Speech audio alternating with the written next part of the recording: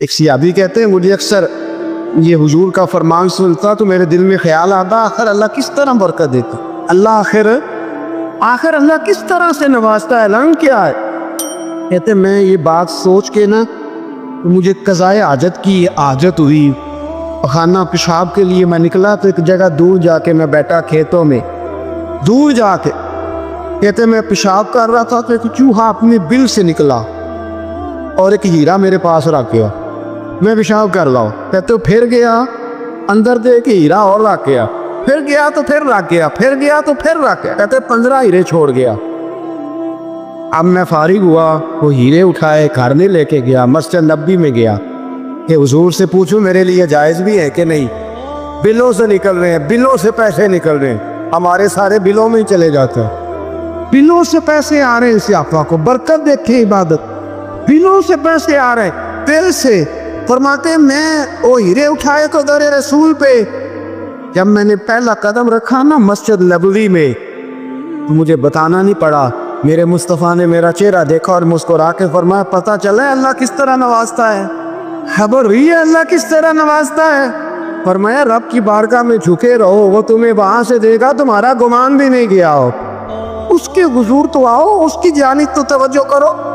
بندگی کی اپنی ایک لذت ہے، سجدے کا اپنا ایک ذائقہ ہے۔ اگر آپ نبی کریم سید عالم صلی اللہ تعالی علیہ وسلم کی عبادات کو ملاحظہ کریں نا تو سرکار کی زندگی میں کثرت ہے عبادت۔ اعلان نبوت سے پہلے کتنے مہینے حضور غار حرا میں عبادت پر تنے تنہا، حرم کعبہ قریب تھا لیکن وہاں رش ہوتا تھا، لوگ ہوتے تھے، فرمایا میں اکیلے میں اپنے رب کو منانا چاہتا، کتنے ایام حضور غار حرا میں عبادت کرتے۔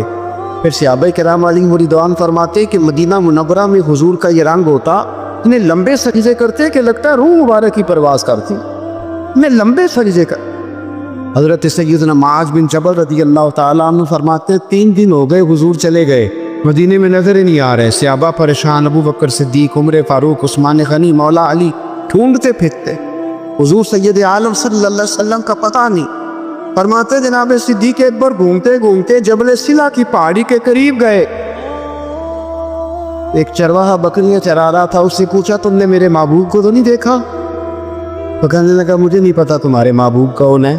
ایک آدمی آج 3 دنوں سے غار پہ رو رہا ہے، اتنی شدت کے ساتھ روتا ہے کہ میری بکریاں جا کے غار کے سامنے بیٹھ، بکریاں بھی روتی ہیں، میں بڑا کھینچتا ہوں پر لوٹتی نہیں، رات کو گھر لے کے جاتا ہوں تو جاتی نہیں، سویرے باڑے سے نکالتا ہوں تو دوڑی ہوئی آتا، پھوٹ پھوٹ کے روتی ہیں، لیکن حال یہ ہے کہ دودھ پہلے سے بھی زیادہ دیتی ہے۔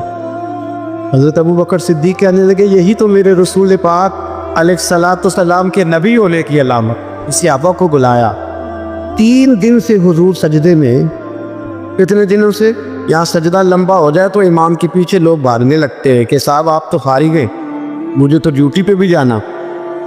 3 دن سے حضور سجدے میں، اتنا طویل سجدہ، اتنا طویل، صحابہ کہتے ہیں قدموں میں جا کے لگے، محبوبہ پاس کریں آ جائیں۔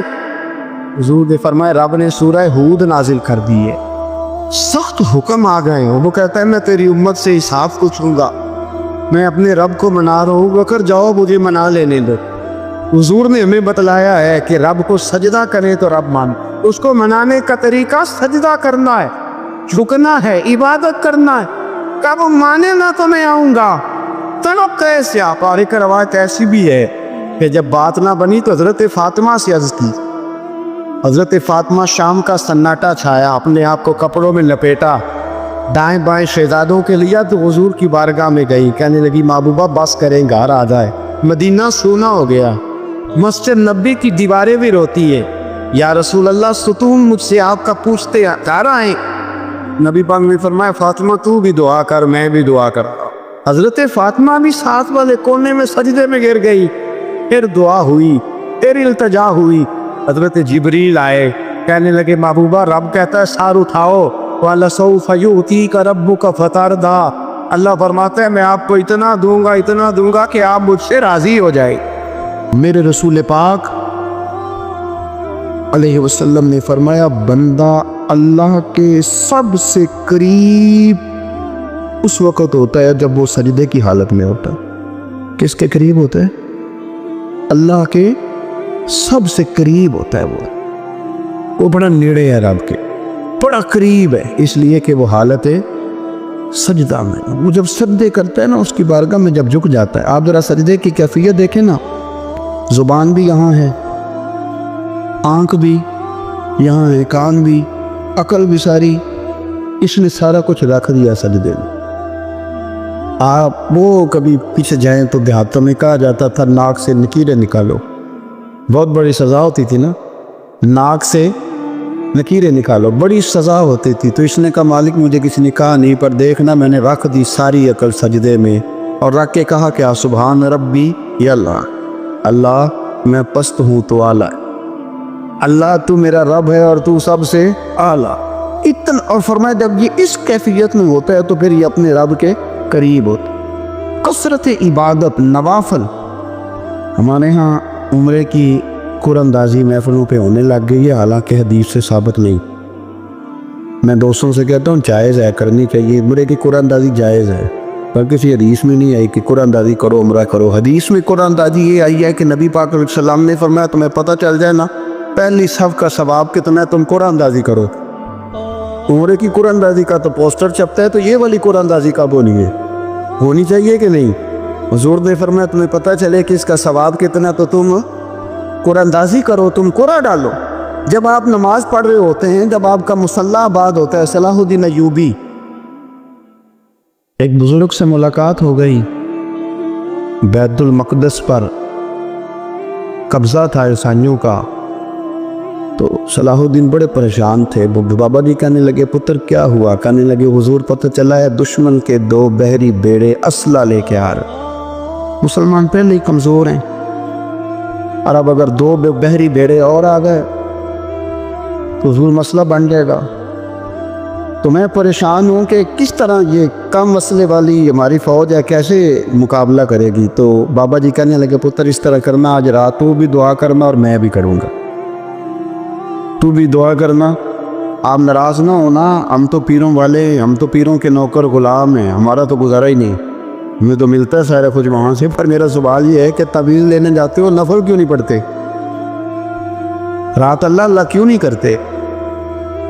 یہ بھی تو ہمارے بزرگوں کا ہی طریقہ ہے، انہوں نے تو ہمیں سکھایا ہے۔ صلاح الدین ایوبی سے بزرگوں نے کہا کہ رات آج نا اللہ اللہ کرنا، تو میں تیرے لیے دعا کروں گا، تو بھی دعا کرنا۔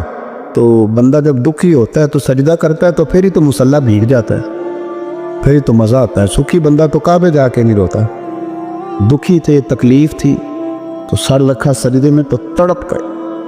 اور وہ بابا جی کہتے ہیں میں مسجد آیا تو صلاح الدین چیخیں مار کے رو رہا تھا اور کہہ رہا تھا مالک میں کوئی اپنی شان کے لیے تو نہیں نہ لڑ رہا، اللہ کو میں کوئی قبضوں کے لیے تو نہیں لڑ رہا، مالک تیرے لیے لڑ رہا ہوں، مجھے بے آبرو نہ کرنا، میری مدد فرمانو۔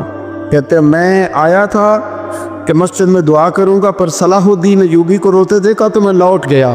تو سویرے صلاح الدین ملے تو بڑے خوش تھے۔ میں نے کہا پتر کیا ہوا؟ کہنے لگے حضور وہ بحری بیڑے 2 آ رہے تھے نا اسلحہ لے کے، دونوں ڈوب گئے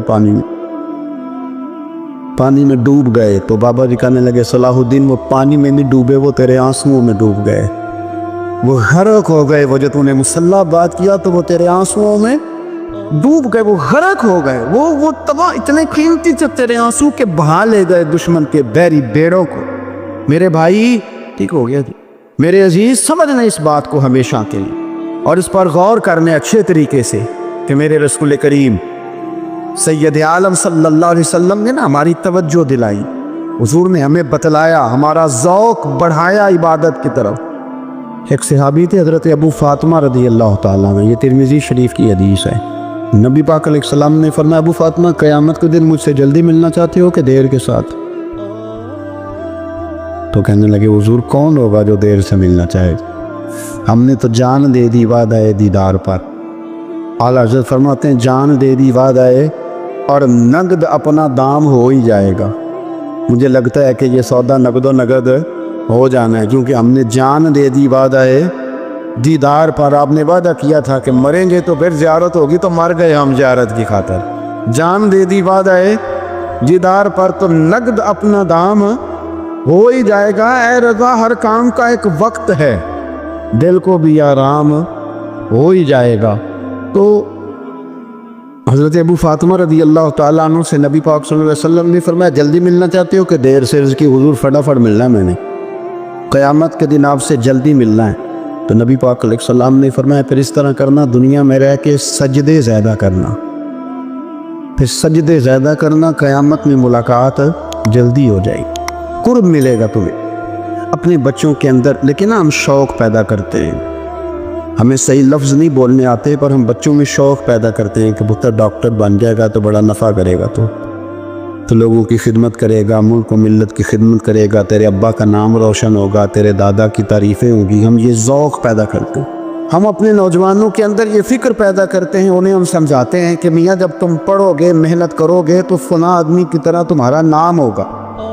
یہ جتنا ذوق ہم بچوں کے اندر ان چیزوں کا پیدا کرتے، ہمیں حکم ہے کسی طرح ہم ذوق پیدا کریں کہ پتر نماز پڑھے گا تو اللہ راضی ہو جائے، تو سجدہ کرے گا۔ دیکھیں نا میرے رسول کریم علیہ السلام نے فرمایا 7 سال کے بچے کو مسجد لے کے جاؤ، یعنی اسے شوق دلاؤ، اس کے اندر یہ خاصیت پیدا کرو کہ اس کا دل کرے مسجد میں جانے، اس کے اندر یہ خصوصیات لاؤ کہ وہ ہمارے ہاں نا ہر چیز کو پروموٹ کیا جا رہا ہے، ہر چیز کو، یعنی سر سنگیت سکھانے کے لیے اکیڈمیاں بن گئی، ہر شے پروموٹ ہو رہی ہے، عبادت کا جذبہ کم ہوتا جا رہا، اللہ کا ذوق ہمارے اندر نہیں رہا۔ اور اتنا مشکل ہم نے اپنے لیے بنا لیا ہے کہ وہ بندہ جو بڑی زبردست مذہبی گفتگو کر رہا تھا اور تگڑی بات کر رہا تھا، کیا بات ہے، لیکن نماز کے بارے میں کمزوری دکھا جاتا ہے، نوافل کے بارے میں وہ چپکے سے نکل جاتا ہے۔ امام احمد بن حنبل رحمۃ اللہ تعالیٰ علیہ، مسند امام احمد بن حنبل 14 جلدوں میں ہے مارکیٹ میں، اور مجھے تو خیر پسندی بڑی ہے، میں نے کئی دفعہ پڑھی ہے، اور کیا بات ہے امام احمد بن حنبل کی، کیسے تگڑے قسم کے محدث تھے اور اللہ نے کتنا انہیں اعزاز عطا فرمایا ہوا، یہ کوڑے بھی کھاتے تھے دین کی خاطر، سارا کرتا لہو سے باہر بھی جایا کرتا تھا، بڑا اعزاز والا شخص تھے، بڑے اعزاز والے، حدیثیں جمع کرنا، حدیثیں لکھنا، حدیث پڑھانا، سارا دن رہتے تھے، کہہ سکتے تھے کہ میں کر تو رہا ہوں کام، اور حدیث بھی موجود ہے کہ عالم عابد سے افضل ہوتا ہے، پر اس کے باوجود امام احمد بن حنبل رحمۃ اللہ علیہ 300 نفل فرض نمازوں کے علاوہ پڑھا کرتے تھے، 300 نوافل روز پڑھا کرتے تھے۔ ان کے بیٹے نے کہا جی مکان خریدنا ہے تو کچھ جگہ کہاں کر کے لوں، بہت ساری آبادیاں، تو فرمایا پتر وہاں لینا جہاں مسجد قریب ہو۔ میرے رسول کریم سید عالم صلی اللہ علیہ وسلم اتنا پسند کرتے مسجد کو، اتنا پسند کرتے نماز کو کہ رسول کریم صلی اللہ علیہ وسلم تہجد کی نماز بھی پڑھتے، پھر حضور فجر کی نماز بھی پڑھتے، نبی پاک وتر کو الگ کر کے پڑھتے، عشاء کے ساتھ نہیں پڑھتے۔ یہ تو ہمیں اس لیے اجازت دی ہمارے بزرگوں نے کہ بعد میں اٹھے گا کون علیحدہ وتر پڑھنے کے لیے، عشاء کے ساتھ پڑھ لیں، وتر پڑھتے، تہجد پڑھتے، فجر پڑھتے، اشراق پڑھتے، چاشت پڑھتے، پھر مغرب کی نماز کے بعد 6 رکعت اوابین پڑھتے، پھر رات کو صلاۃ اللیل پڑھتے۔ سیدہ عائشہ صدیقہ کہتی ہیں زمانہ سو جاتا اور میرے رسول مصلی بچھا کے کھڑے ہو جاتے، او یار کھیتی باڑی کر کے نہیں، محنت مزدوری کر کے نہیں۔ جناب عائشہ کہتی ہے میں یہ بھی دیکھتی کہ حضور ایک آیت شروع کرتے تو ساری رات اسی کو پڑھتے، اور میری نظر جاتی تو قدم مبارک پہ ورم آ جاتا۔ یار نماز پڑھ کے اتنی مشقت کر کے، اتنی جد و جہد کر ورم آ گیا، یا رسول اللہ اتنی محنت کیوں کرتے ہو؟ فرمایا افلا اکون عبدا شکورا، کیا میں اپنے رب کا شکر گزار بندہ نہ بنوں؟ صحابہ کا ذوق عبادتوں کا، ریاضتوں کا، تلاوتوں کا، طبیعت ہے ان کی، وہ ایک دوسرے کو، حضرت مولا علی شیر خدا کرم اللہ تعالیٰ وجہہ الکریم کے زمانے میں روم کے بادشاہ نے کہا یار یہ مسلمانوں کا پتہ تو کرو، یہ آخر کیوں اتنے زیادہ مجاہد ہیں؟ اس زمانے میں جاسوس بھیجنے کا مزاج تھا، اب تو جاسوس پکڑا جاتا ہے، اب تو جاسوس ہے، اور جاسوسی کا شوق ویسے آج بھی ہے۔ عرض کروں تھوڑی سی بات ہے سلمان سے، پتہ کیا ہمارا مسئلہ ہے؟ ہم جہاں جاتے ہیں نا وہاں تھوڑی خوشبو سونگنے کی کوشش کرتے ہیں، وہ کیا ہے تو یہ کیا ہے تو ادھر کیا ہے تو تھوڑا سا ادھر کیا ہے۔ میرے رسول پاک پڑھیے درود شریف، سارے پڑھیے ذرا زور سے، صلی اللہ تعالی۔ نبی پاک علیہ السلام نے فرمایا جاسوسی نہ کرنا ورنہ تم بندوں کو خراب کر دو، اور فرمایا اس طرح نہ ہو کہ تم کسی کے اب کھول نہ نکلو تو تمہارے پہلے کھول جائیں۔ یہ جو ذوق ہے نا یہ ختم کریں گا. چھوڑے مطلب آپ کس چکر میں پڑے ہوئے ہیں, اتنی زیادہ توجہ کرنے کی کیا ضرورت نے کام سے کام رکھی. اس میں بندہ تھوڑا سا نا آسان رہتا ہے. یہ جو بہت زیادہ ٹٹولنے والے لوگ ہوتے ہیں نا وہ بیچارے پھر عمر ٹٹولتے ہی گزار دیتے ہیں, اس لیے کہ مزاج ہی بہت پکا ہے. بوری کا منہ کھول کے اندر تک ہاتھ ڈالنا تو پھر کئی دفعہ سامنے سے بچھو بھی لڑ جاتا ہے, خرابی ہوتی ہے. تو جاسوسی کی جاتی تھی, اس نے بھی جاسوس بھیجے کیونکہ قبیلوں کے لوگ تھے, کچھ مسلم کچھ کافر, پہچانے نہیں جاتے تھے لوگ. تو کچھ لوگ اس نے بھیجے, انہوں نے آ کے نا تحقیق کی, ریسرچ کری کہ آخر ماجرا کیا ہے. تو واپس جا کر انہوں نے رپورٹ دی نا روم کے بادشاہ کو. اس رپورٹ کا ایک جملہ بڑا شاندار ہے. وہ کہنے لگا بادشاہ ہمیں مسلمانوں کی کوئی سمجھ نہیں آئی, ہمیں کوئی سمجھ نہیں آئی. انہوں نے کہا کیوں نہیں سمجھ آئی؟ کہنے لگے یار عجیب بندے ہیں, جب رات مسلح پہ بیٹھتے ہیں تو یوں لگتا ہے ان کا دنیا سے رشتہ ہی کوئی نہیں, کوئی کسی کو نہیں جانتا. کوئی اپنے دکھ سنا کے رو رہا ہے, کوئی اپنی بات کر کے رو رہا ہے. لگتا ہے کہ ان کا کوئی رشتہ ہے ہی نہیں جب مسلح پہ بیٹھتے ہیں. اور فرمایا جب سویرے یہ جہاد کرنے نکلتے ہیں تو لگتا ہے ان سے زیادہ دلیر ہی کوئی نہیں. حالانکہ جو مسلحوں پہ رونے دھونے کے لوگ ہوتے ہیں وہ کئی دفعہ جہاد میں کام نہیں کرتے, لیکن عجیب لوگ ہیں کہ رات کے راہب ہیں, دن کے مجاہد ہیں, کوئی سمجھ نہیں آتا. میرے عزیز ان لوگوں نے مسلح آباد کر کے رکھا, تلاوتیں ان کا ذوق رہی, منظر روز پڑھنا, اسباق پڑھنا, وظائف پڑھنا, یہ ان کا ذوق رہا. سیانے سیانے بندے نا, سیانے سیانے بندے, پیار ہو جاتا ہے نا, جب پیار, نبی پاک کبھی کبھی ناراض ہو جاتے ہیں نا تو حضرت عمر بڑا دلیر بندہ ہے نا, اپنے گھٹنے زمین پہ رکھ لیتے ہیں. یہ سیاہ میں ملے گا آپ کو, سیاست گھٹنے زمین پہ رکھتے, پھر یہ کونیاں زمین پہ رکھتے, اور کونیاں دونوں زمین پہ رکھ کے نا یوں ہاتھ باندھتے, ایسے کونیاں نیچے رکھ کے نا دونوں ہاتھ باندھتے, اور پھر کہتے رضیت باللہ ربا وبالاسلام دینا وبسیدنا محمد النبی ورسولا صلی اللہ علیہ. رو پڑھتے. حضور کسی سے ناراض ہوتے, کسی اور سے, تو عمر گھٹنے زمین پہ رکھتے, پھر کونیاں رکھتے, پھر ہاتھ باندھتے, کہتے سونیا میں بڑا راضی ہوں کہ اللہ میرا رب ہے. حضور ہم بڑے راضی ہیں کہ اسلام ہمارا دین, حضور بڑے راضی ہیں کہ آپ ہمارے رسول ہیں, اسلام ہمارا, حضور ہم بڑے راضی, حضور ناراض نہ ہونا. تو نبی پاک نہ بڑے ناراض ہوتے تو عمر کی ادا دے کے ہنس پڑتے, حضور ہنس پڑتے, اور حضور فرماتے عمر تو اس طرح کا تو نہیں تھا نا, وہ تو بڑا تگڑا بندہ تھا, اس طرح کا تو نہیں تھا نا. تو پھر عمر روتے, کہتے سونیا میں اس طرح کا نہیں تھا, پر پیار جو ہو, محبت جو ہو گئی, اب کدھر جاؤں گا. اے عشق تیرے صدقے, اے عشق تیرے صدقے, جلنے سے چھٹے سستے جو آگ بجھا دے گی, وہ آگ لگائی. لیکن نا سیانے بندے حضرت عبد الرحمن ابن عوف, سیانے بندے. ایک خاتون نبی پاک صلی اللہ علیہ وسلم کی بارگاہ میں حاضر ہوئی, کہنے لگی حضور میں جب بھی آتی نا یہی کرتا پہنا ہوتا ہے, اگر اجازت دیں تو ایک نیا نہ بنوا کے لاؤں, ایک نیا. بات محبت کی ہو رہی ہے نا تو مجھے کر لینے دے, مجھے پتہ ہے آپ نے شک نہیں کرنا میرے اوپر. وہ نا کوئی مرید کسی پیر کو نذرانہ دے رہا ہوتا ہے نا, خیر آج کل تو مرید بڑے سیانے ہیں, سارے کام سوچ سمجھ کے کرتے.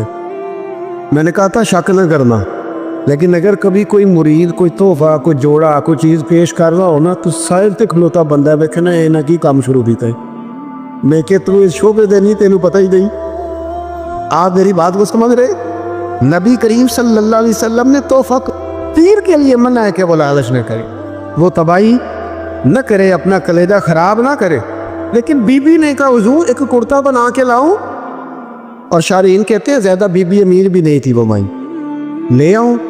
اس کا پیار دیکھا نا تو مدینے والے رسول کہنے لگے لے آؤ. آپ بات کو سمجھے, کچھ تحفوں میں خلوص ہی بڑا ہوتا ہے, واپس کیسے کرے گے آپ؟ وہ تو بات بڑی دور نکل جائے. تو حضور نے فرمایا لے آؤ. وہ کہتے ہیں میں نے بڑے پریم سے, پنجابی میں کہہ دوں تو بڑی ریج نہ بھی, وہ کہتے ہیں میں نے کرتا بنایا, اس پہ کچھ میں نے کام بھی کیا, اور پلیٹ میں رکھ کے تھال میں لے کے دی بھی حضرت, بخاری میں موجود ہے. اور جب وہ آئی نا رسول کائنات صلی اللہ علیہ وسلم نے اس کی آنکھیں دیکھی تو فرمایا پہن کے دکھاؤں؟ اس نے کہا نہیں. حضور فرمانے لگے پہن کے دکھاؤں؟ کہنے لگی حضور کرم ہو جائے تو بڑی بات ہے. سرکار اسی وقت اندر گئے, پرانا کرتا اتارا اور نیا پہنا, اور جب لے کے آئے نا تو بیچاری کچھ نہیں بولی, آنکھوں میں آنسو آتے. میری خدمت جو قبول ہو گئی, میری خدمت جو قبول ہو گئی، میرے اوپر کرم ہو گیا۔ وہ روئی، حضور نے بڑا پسند کیا کرتا۔ وہ بی بی چلی گئی۔ شارحین کہتے ہیں وہ کوئی اور صحابی نہیں، حضرت عبد الرحمن ابن عوف تھے۔ حضرت عبد الرحمن ابن عوف عشرہ مبشرہ صحابی، وہ شان والے شخص جن کے پیچھے حضور نے نماز ادا فرمائی، اور اتنے مالدار کے مدینے میں سب سے مالدار بندہ۔ حضرت عبد الرحمن ابن عوف فرمانے لگے حضور کو دیکھ کے، یا رسول اللہ بڑی پیاری لگ رہی ہے کبھی۔ حضور کیا بات ہے یا رسول اللہ، کمال ہو گئی، میں نے تو اس طرح کا رنگ روپ دیکھا ہی نہیں کبھی۔ کرتے کا جو آج یہ آپ کے ساتھ لگ کے یہ کرتا رنگ روپ اختیار کر گیا، کیا بات ہے حضور۔